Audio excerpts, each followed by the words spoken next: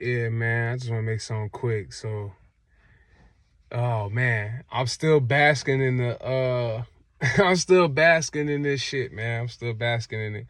I've been a Knicks fan for 26 years, and to finally see us go to the Eastern Conference Finals, and I know people see that and be like, it's just the Eastern Conference Finals, but man, we've been so trash for so long, man.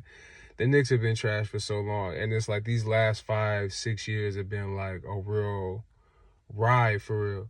So it's like it all culminated. It's like we kept knocking on the door these last couple of years. We kept knocking on the door, knocking on the door, knocking on the door.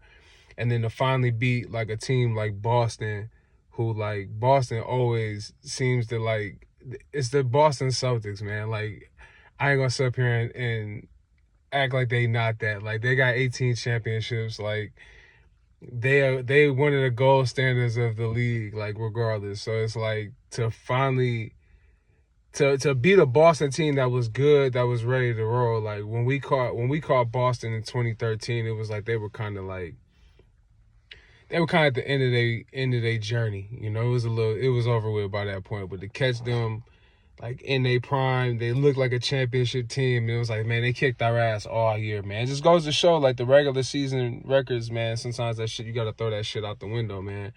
You got people used to do that with the Heat back in the day. Like, teams will get the Heat and beat the Heat 3-1 in the regular season, and then you get to the postseason and it's not what you thought it was gonna be, because it's totally different when you're in the playoffs.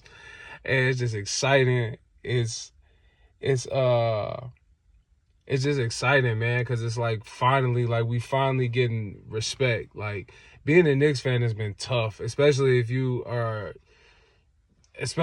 like, I wouldn't even say especially, because I feel like anybody that's rooted for the Knicks, no matter what generation of Knicks fan you are over the last 25 years, it's just been like, we were the joke of the league. It was like every time you would try to have a basketball conversation, you'd be like, I'm a Knicks fan. It's just like you would get laughed out the room, you know. So it was just real cool, man. It was real cool. It was a full circle moment. Boston beat the hell out of us in the first game of the season, embarrassed us on national TV. We had just got cat. So shit just didn't look like the way it was supposed to look. And to go through the entire season, we took our lumps. We couldn't beat none of the good teams. Then it started with Detroit. You know, Detroit had our number in the regular season. We ended up taking the Pistons out in 6, and it was great to do it like on their home floor. It was great to do it, but taking out Boston at home, the Knicks haven't won a home playoff series, we haven't clinched a series on our home court in 25 years. So it was so much going on that it looked nuts. So a lot of people that don't understand, a lot of fans that don't understand why our Knicks fans nuts, it's because we've been trash. And then it's like Knicks fans, we supported the bad. I remember watching games and it was like watching some of the lineups we had. I remember it was a meme that was out, and it was like, I rooted for these guys in a pick and roll, and it was Enes Kanter and Trey Burke. And I just had flashbacks of some of the lineups that I used to watch and convince myself we're a playoff team. No, we're not a playoff team. I remember the year we won 17 games. The shit was just miserable, man.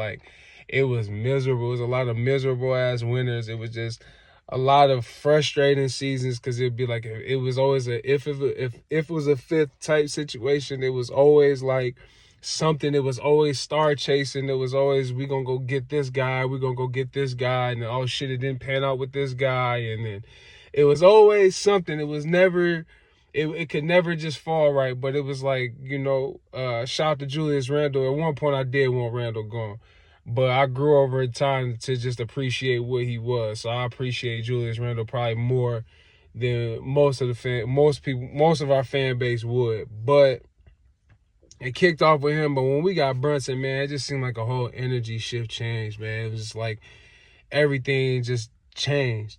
Just down to little things that most people wouldn't give a fuck about, having the legends sitting at courtside and watching and shit like that, like having the Knick legends guys like Sprewell and Houston and Larry Johnson, and then you see Starbury, he in there every game. He in there down there every night. Ewing is like back a part of the organization. I think that's bigger than anything that's ever really happened if you believe in karma and shit like that. I feel like we traded Pat, shit hit the fan for years. We get Pat, and it's like the vibes is back. It's just cool, man. It's just cool. It's a good feeling, man. Like we ain't done though. We ain't done. You seen Jalen Brunson's face, man. At the end of the game, he was not smiling. It was no celebratory mood. He was probably the only person in the building that just didn't jump for joy. It was just like on to the next. And you know, that's why I went through the era of Isaiah Thomas and trying to throw money at guys after the Isaiah era. You know, the star chasing era where we bricked on LeBron, we missed him, and then we didn't get Chris Bosh, we didn't get D-Wade. You know, we ended up getting Amari. Amari was the only one that wanted to come mess with us. You know, and then we ended up trading for Melo, and then, you know, that went the way, you know, however, you know, that's a whole other conversation. And then the post-Melo era where we're just trying to figure it out and just hoping and reaching like, okay, this guy, then to get rejected by Kevin. I didn't really want Kyrie. I fuck with Kyrie though, but I didn't want Kyrie. I was more on like wanting Durant. Personally, I wanted just Durant. But I mean, obviously you're gonna take Kyrie and KD if you get the package. And we ended up whiffing on both of them. They go to Brooklyn, and then we look even dumber. A lot of fans jump ship. There was a few fans that jumped ship publicly, like that actually jumped ship. And it's like, I know they sick now because they can't come back because it's like you jump ship to the Nets, which is like, that's wild. But it's all good, man. It's a good feeling, man. It was good to take the bully out. It was nice to take out the team that usually we usually don't get that against Boston. It's usually them taking us out and driving a stake in our hearts. So, you know, on to Indiana. Now we play Indiana. That's a team that I fucking hate. I can't stand Indiana. I don't like the Indiana Pacers. I can't fucking stand the Indiana Pacers, man. I don't like the Pacers. It's deep. It's a rivalry for the organization. If you're a Knicks fan, you just automatically pick it up. If you're old enough to know, you picked it up. I caught the end of the Reggie era. I remember 99 watching when I became a fan. I became a fan in 99. I was 6.5 years old. So it's like, kind of like fuck Reggie is a thing. It's like fuck out of here with Reggie. But now we get to play the Pacers. Now we get to see if we can get a little bit of get back. Last year they caught us and we had a few guys hurt, and we got there, but we couldn't get across the finish line. We got them to Game 7. They beat the hell out of us on our home floor, embarrassed us.